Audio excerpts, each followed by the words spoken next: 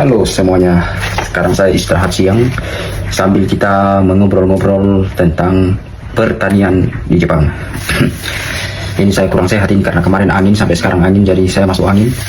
Itulah sulitnya kalau di sini teman-teman ya, tidak ada yang tukang urut. Kalau di tempat kita kan ada tukang urut yang bisa dipanggil ngurut badan kita. Kalau di sini tidak ada yang semacam itu, jadi kesulitan kita kalau masuk angin. Jadi saya mau cerita sedikit ini. Banyak teman-teman yang bilang begini, bang, ambil ilmunya, ilmu pertaniannya, terus kita terapkan di tempat kita. Seperti ini teman-teman. Kalau kita menerapkan ilmu pertanian yang ada di sini, lalu kita bawa di tempat kita, kalau untuk dikonsumsi sendiri, tidak apa-apa. Kalau kita menanam melon dengan metode yang kita pakai di sini, kalau untuk kita konsumsi sendiri di tempat kita, itu tidak apa-apa. Tetapi kalau ditanam untuk dijual, kita rugi.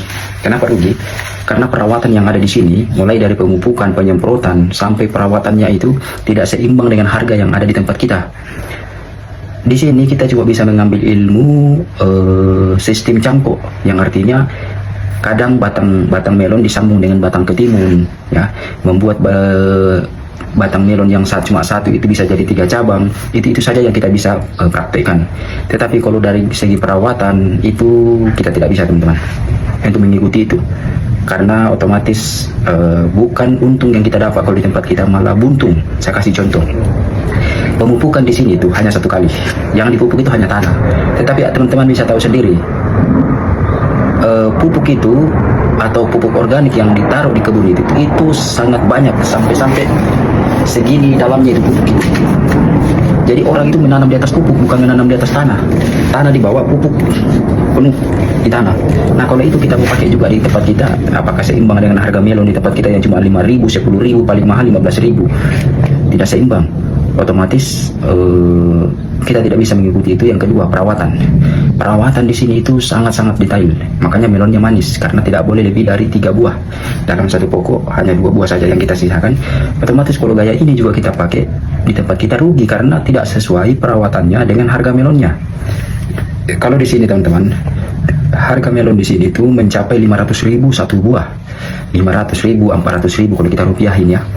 Paling kalau kecil lah, paling kecil itu dia 100 ribuan.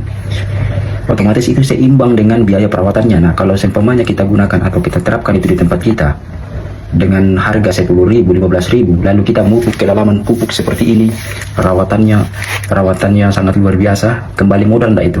Kalau di tempat kita tidak kembali modal ya. Karena di sini itu sangat menghargai petani kalau di sini, karena mereka sadar bahwa tanpa petani maka suatu daerah itu akan menjadi lemah, karena pertanian itu adalah pertahanan suatu negara yang paling diutamakan.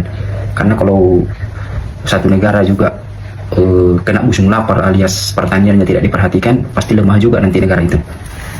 Ya makanya mereka mengutamakan yang namanya pertanian, tidak merugikan hasil tani, karena mereka sadar betul bahwa tanpa petani maka negara itu tidak akan kuat.